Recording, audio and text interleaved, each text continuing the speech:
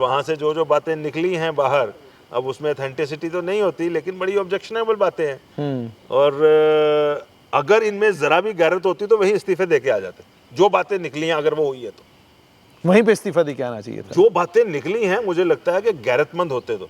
डोगरा गैरतमंद है, लेकिन ये कौन से हैं? मुझे प्रांत के बच्चों की बात नहीं की उसने, अपने बच्चों मतलब मुस्लिम बच्चों की बात की। चीफ मिनिस्टर से इस तरह की बात की अपेक्षा की नहीं जाती। चीफ मिनिस्टर का काम है कि यहाँ की माता वैष्णो देवी की रिलीजियस सैंक्टिटी के ऊपर प्रहार करना उनका कोई बनता। बांग्लादेश वाले हैं वो बाद में आकर के श्रीनगर वहाँ दिल्ली में आके के बम फोड़ते हैं। जो पाकिस्तान वाले आधे वहीं रह जाते हैं। वहाँ पे कौन सी डॉक्टरी करते हैं कौन सी नहीं करते हैं वो भी उमर अब्दुल्ला को जवाब देना चाहिए। अगर दिल से ये वहाँ गए हैं तो अच्छी बात है, अगर कोई राजनीतिक रूप से किसी को दिखाने के लिए गए हैं तो फिर वो उनकी प्राथमिक। मुख्यमंत्री उमर अब्दुल्ला माता खीर भवानी के दरबार में नजर आए और वो भी पूजा करते हुए नजर आए। आपको याद होगा इससे पहले पूर्व मुख्यमंत्री महबूबा मुफ्ती की एक तस्वीर पुंछ से वायरल हुई थी। पुंछ के एक प्राचीन शिव मंदिर में वो गई थी और जल चढ़ाते हुए नजर आई थी। नेशनल कॉन्फ्रेंस ने जबरदस्त बवाल काटा था उसके ऊपर और दबा के शेयर की थी पूर्व मुख्यमंत्री महबूबा मुफ्ती की तस्वीरें और हर किस्म का कटाक्ष उनके ऊपर किया था। अब जब उमर अब्दुल्ला को लेकर बात हो रही है तो नेशनल कॉन्फ्रेंस ये कह रही है कि नेशनल कॉन्फ्रेंस ने हमेशा सर्वधर्म सद्भाव की बात की है। मिजाज विश्व हिंदू परिषद के अध्यक्ष जम्मू कश्मीर लद्दाख के राजेश गुप्ता जी, बहुत बहुत शुक्रिया समय देने के लिए। नमस्कार, आपके दर्शकों को बहुत बहुत नमस्कार। सबसे मुझे पहले ये बताइएगा कि आपने तस्वीर देखी मुख्यमंत्री उमर अब्दुल्ला की, माता खीर भवानी के दरबार में उनको पूजा करते हुए आपने देखा, कैसा लगा आपके मन को? अच्छी बात है, अगर उनको सद्बुद्धि आई है तो। माता खीर भवानी जो है उसका आशीर्वाद केवल मात्र डिफाइंड नहीं है कि इसको मिलेगा इसको नहीं मिलेगा, वो तो हमारे पूरे इस रीजन की देवी है, पूरे हिंदू समाज की देवी है। और उमर अब्दुल्ला के पूर्वज भी उनकी पूजा करते थे। अगर दिल से ये वहाँ गए हैं तो अच्छी बात है, अगर कोई राजनीतिक रूप से किसी को दिखाने के लिए गए हैं तो फिर वो उनकी प्राथमिकता। परिवर्तन कैसा आपको लग रहा है? इससे पहले जब बजट आया साल 2026-27 का, उसमें मुख्यमंत्री उमर अब्दुल्ला की सरकार ने अच्छा खासी मोटी रकम रखी है बाबा बर्फानी के दरबार के लिए, जो रास्ता उसको पक्का करने के लिए। मुख्यमंत्री उमर अब्दुल्ला ने जिस समय अमरनाथ आंदोलन हो रहा था साल 2008 में, उस समय एक बयान दिया था, उन्होंने कहा था 1 इंच भी ज़मीन नहीं देंगे। और उसके बाद अब उन्होंने जब दोबारा सरकार बनाई है साल 2025-26 में, तो उन्होंने कहा कि हम इतने 100 करोड़ रुपया दे रहे हैं ताकि पक्की सड़क जो है बाबा बर्फानी के दरबार के लिए बनाई जा सके। तो ये परिवर्तन जो उनके अंदर आया उसका कारण क्या है और ये परिवर्तन आपको कैसा लग रहा है? देखिए जुनैद जी, ऐसा है कि उनका बिहेवियर शुरू से फैनेटिक रहा है। आप चाहे 2008 की बात करें जब श्री अमरनाथ लैंड रो हुई और पार्लियामेंट तक में उन्होंने इस तरह का बयान दे दिया जो बड़ा अपमानजनक था। और उसके बाद अभी भी जब ये गलत तरीके से यहाँ पर मेडिकल कॉलेज में एडमिशन्स हुई और उन्होंने प्रांत के बच्चों की बात नहीं की, उसने अपने बच्चों मतलब मुस्लिम बच्चों की बात की। चीफ मिनिस्टर से इस तरह की बात की अपेक्षा की नहीं जाती। चीफ मिनिस्टर का काम है कि यहाँ की माता वैष्णो देवी की रिलीजियस सैंक्टिटी के ऊपर प्रहार करना उनका कोई बनता नहीं था, और उसकी सैंक्टिटी भी मेंटेन रहती है और उसके बाद बाकी काम भी होते हैं। उनका व्यवहार जो है मर्यादा के अनुरूप होना चाहिए था, लेकिन उन्होंने मर्यादा के अनुरूप व्यवहार नहीं किया। हम अपने बच्चों को टर्की और बांग्लादेश भेजेंगे। वो जो टर्की और बांग्लादेश वाले हैं वो बाद में आकर के श्रीनगर वहाँ दिल्ली में आके के बम फोड़ते हैं। जो पाकिस्तान वाले आधे वहीं रह जाते हैं। वहाँ पे कौन सी डॉक्टरी करते हैं कौन सी नहीं करते हैं वो भी उमर अब्दुल्ला को जवाब देना चाहिए।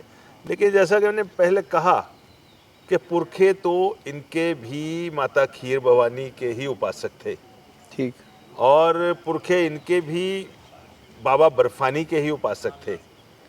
तो अगर इनको उस लिहाज से कोई सद्बुद्धि आई है कि वहाँ पर कुछ करने योग्य है और हम इस पोजीशन पे हैं कि हमें वो करना चाहिए, ये डिवाइन इंटरवेंशन ही मैं कहूँगा इसको, कि भोलेनाथ ने कोई ना कोई इनको कोई डिवाइन लाइट दी है कि ये काम भाई करना है। और आपने अपने आप को डेविएट तो कर लिया, जो आपके ग्रेट ग्रैंडफादर्स थे जो पूजा पद्धति में थे वहाँ से डेविएट तो कर लिया, लेकिन फिर भी कुछ थोड़ा काम करो। तो मुझे लगता है कि उस काम की तरफ भी गए हैं। और दूसरा सबसे बड़ा ये है कि जब लगता है कि इकोसिस्टम में राष्ट्रवादी लोग बढ़ रहे हैं, राष्ट्रवादी विचारधारा बढ़ रही है, तो कई बार फिर इस तरह के लोग भी जो हैं वो कहते हैं कि ठीक है हम फ्लो करें उसके साथ, वो राष्ट्रवाद की विचारधारा के साथ।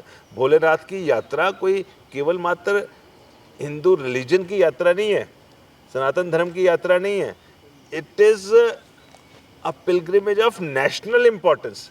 इट इज़ अ पिलग्रिम जिसको जो नेशनली इंटीग्रेट करती है सारी चीज़ को, इनफैक्ट इंटरनेशनली इंटीग्रेट करती है। पूरे विश्व से हिंदू श्रद्धालु भोलेनाथ के दर्शन करने के लिए आते हैं। कन्याकुमारी से भी आते हैं, ऑस्ट्रेलिया से भी आते हैं, पैसिफिक पार करके अगर हम चले जाएं तो वो कैलिफोर्निया से भी आते हैं और यूरोप से भी आते हैं। सारी जगह से हिंदू श्रद्धालु वहाँ पे आते हैं और उनकी कनेक्टिविटी बनती है कश्यप ऋषि की उस भूमि के साथ। बाबा बर्फानी की वजह से उनकी कनेक्टिविटी बनती है कश्यप ऋषि की इस भूमि के साथ। बाबा बूढ़ा अमरनाथ जी की वजह से इनकी कनेक्टिविटी बांदीपुर के साथ बनती है।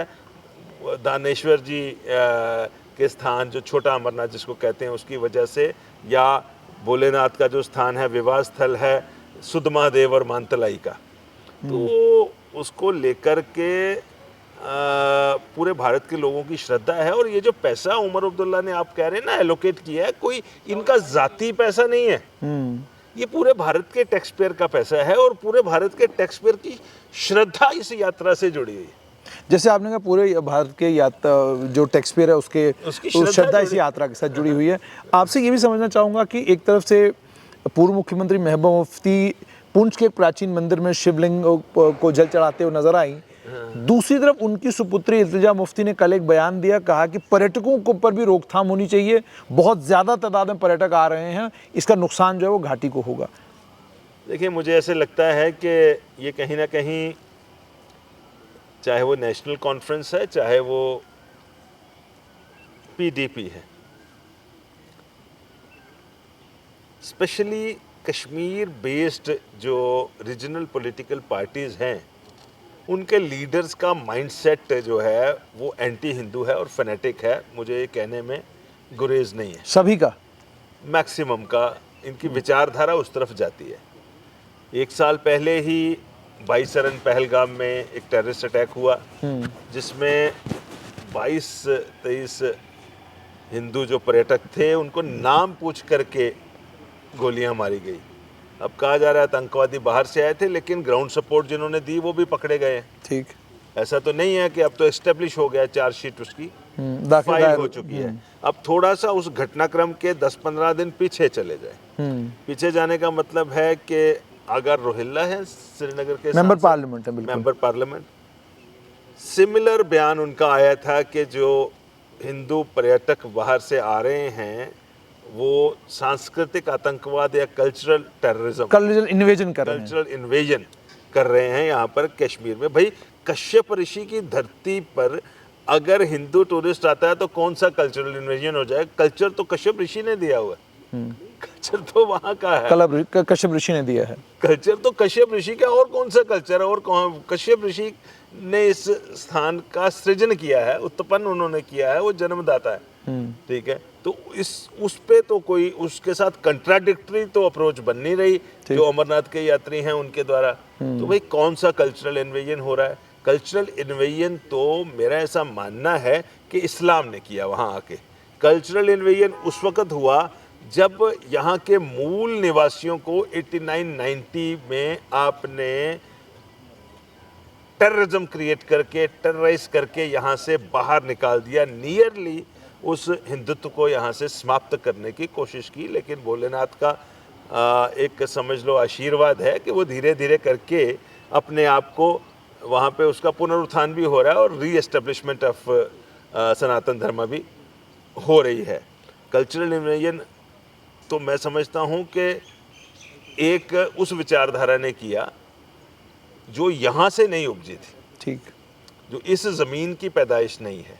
बाकी मुझे किसी धर्म के साथ उस तरह से कोई परेशानी नहीं है। पूरे विश्व में इतने धर्म हैं, इस्लाम भी 50-54 मुल्कों में बड़े अच्छे ढंग से फैला हुआ है, और इसी तरह क्रिश्चियनिटी है, इस तरह बाकी रिलीजन्स हैं।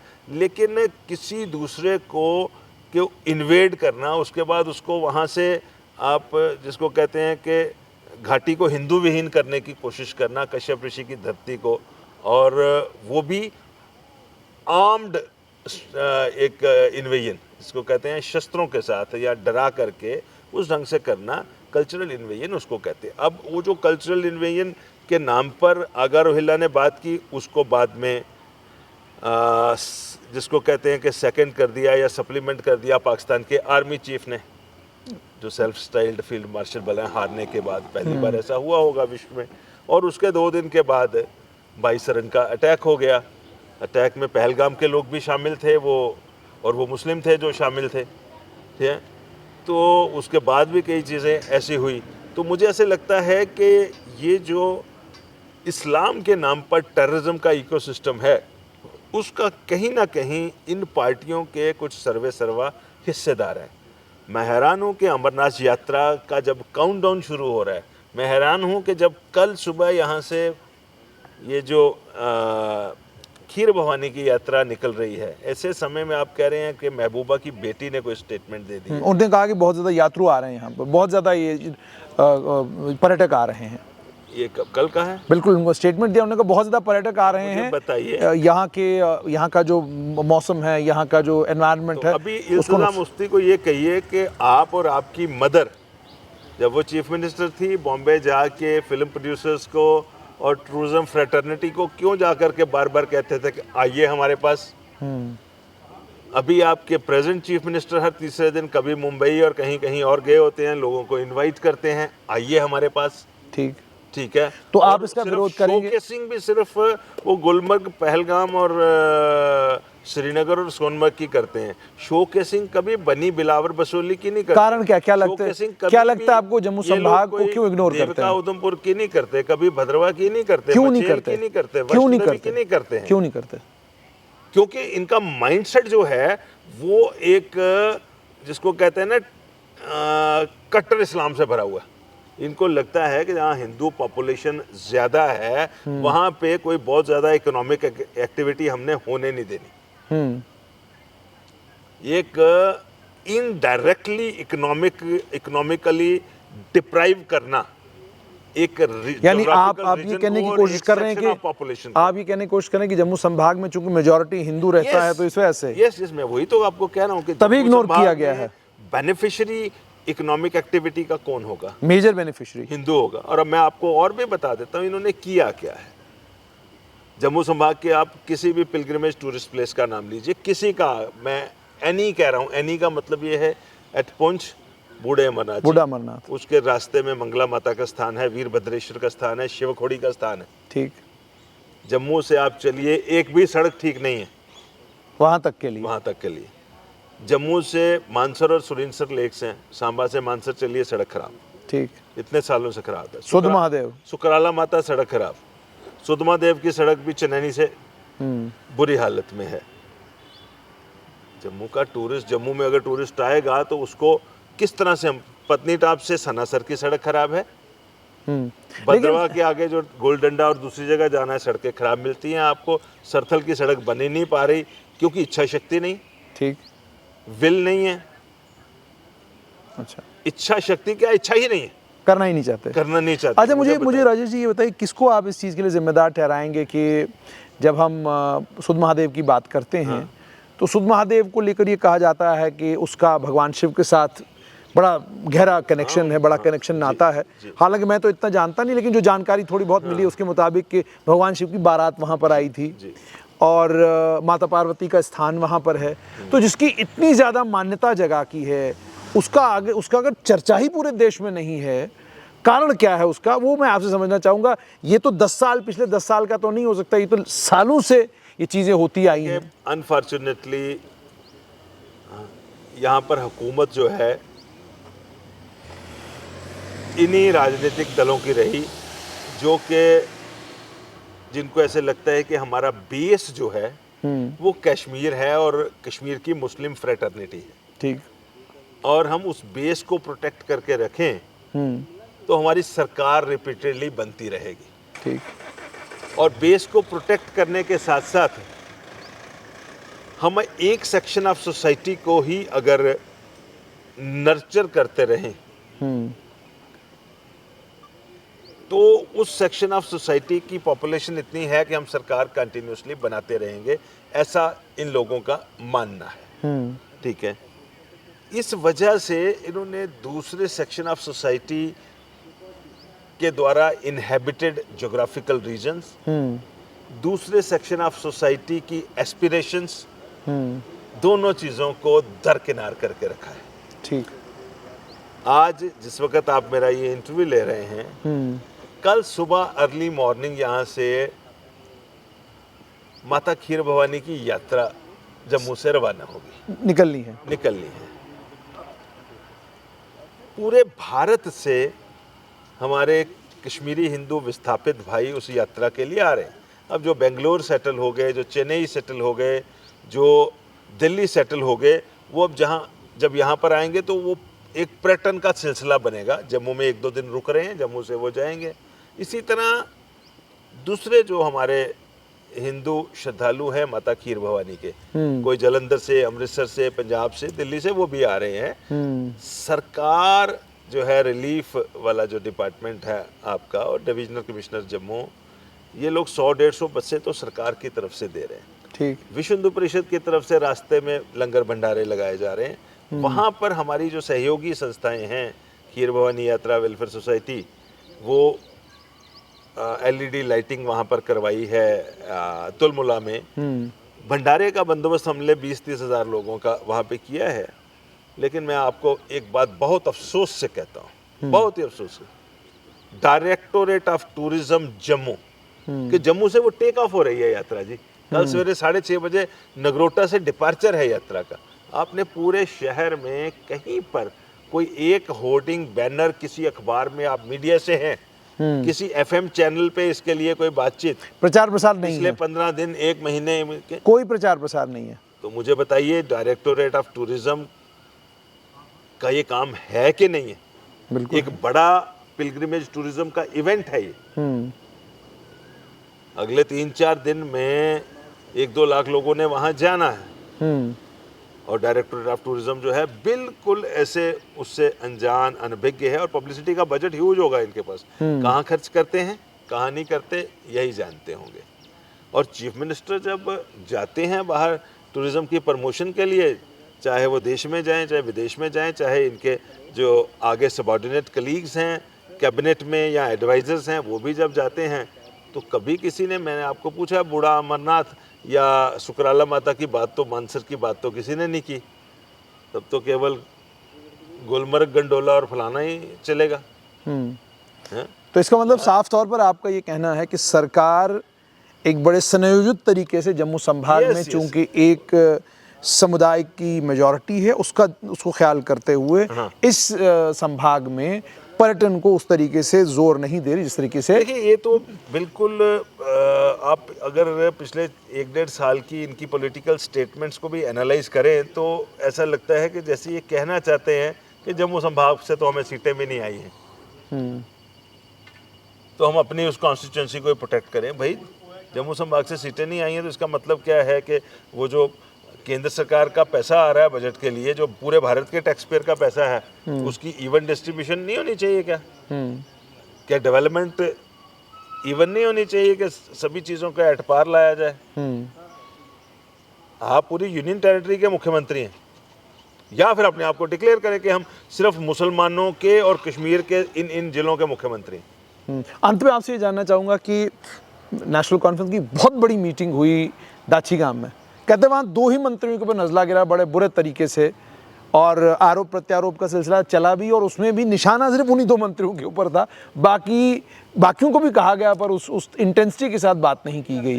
तो क्या इसको भी कहीं आप जम्मू संभाग से जोड़कर देख रहे हैं, या आपको लग रहा है कि उनका निजी मामला है, आप उसमें पढ़ना नहीं चाहते? उनका मामला तो निजी है, लेकिन पब्लिक ऑब्जर्वेशन तो है कि वो दोनों जो हैं वो इनके जिसको कहते हैं ना बेसिक आइडियोलॉजी से तो उनके साथ हिस्से नहीं है, लेकिन वो अपने आप को लॉयल देन द किंग यहाँ जम्मू में प्रेजेंट करते हैं।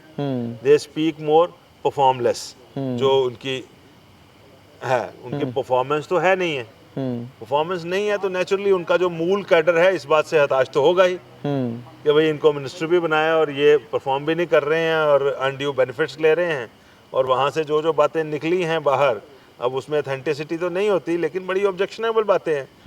और अगर इनमें ज़रा भी गैरत होती तो वही इस्तीफे दे के आ जाते। जो बातें निकली हैं अगर वो हुई है तो वहीं पे इस्तीफा दे के आना चाहिए था। जो बातें निकली हैं मुझे लगता है कि गैरतमंद होते तो। डोगरा गैरतमंद है, लेकिन ये कौन से हैं मुझे नहीं मालूम। बहुत बहुत शुक्रिया।